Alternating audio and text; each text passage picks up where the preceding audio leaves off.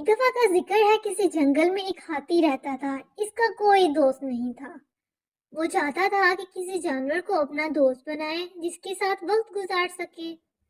یہ سوچ کر ہاتھی کسی جانور کی تلاش میں نکلا۔ اسے ایک درخت پر بندر نظر آیا۔ ہاتھی نے بندر سے پوچھا، بندر بھیا کیا تم میرے دوست بنو گے؟ بندر بولا، میاں ہاتھی تم اتنے بڑے ہو اور میں ایک چھوٹا سا جانور ہوں۔ میں درخت پر رہتا ہوں اور تم زمین پر۔ تم میری طرح درخت پر نہیں چڑھ سکتے۔ میری اور تمہاری دوستی کس طرح ہو سکتی ہے؟ بندر کی بات سن کر ہاتھی اداس دل کے ساتھ وہاں سے چل دیا۔ وہ تھوڑی دور پہنچا تھا کہ اسے ایک خرگوش نظر آیا۔ ہاتھی نے خرگوش سے کہا، بھیا میں چاہتا ہوں کہ تم میرے اچھے دوست بن جاؤ۔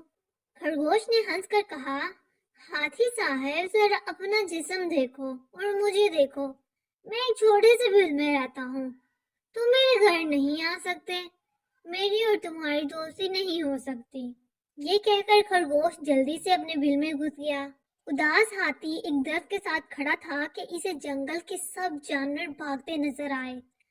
ہاتھی نے بھاگنے والے جانوروں سے پوچھا، آپ سب کہاں بھاگے جا رہے ہیں؟ جانوروں نے کہا، جنگل کا بادشاہ شیر آ گیا ہے۔ تم بھی جلدی سے بھاگو ورنہ وہ تمہیں بھی چیر پھاڑ ڈالے گا۔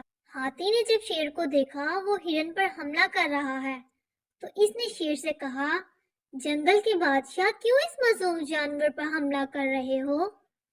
شیر نے غصے سے ہاتھی کی جانب دیکھا اور بولا، تم کون ہوتے ہو میرے کام میں مداخلت کرنے والے؟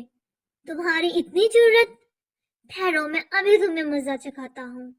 شیر یہ کہتے ہی ہرن کو چھوڑ کر دہاڑتے ہوئے ہاتھی کی طرف لپکا۔ ہاتھی نے شیر کو اپنی سونڈ مار کر نیچے گرایا اور اپنی بھاری ٹانگ اس پر رکھ دی۔ ہاتھی کی وزن سے تو شیر کی جان ہی نکل گئی۔ شیر نے دل ہی دل میں سوچا، ہاتھی مجھ سے زیادہ طاقتور ہے۔ اس سے لڑنا جان گنوانے کے مترادف ہے۔ وہ اسے منانے کے انداز میں بولا، ہاتھی بھائی میں تو مذاق کر رہا تھا، آپ تو مجھے مار ہی ڈالیں گے۔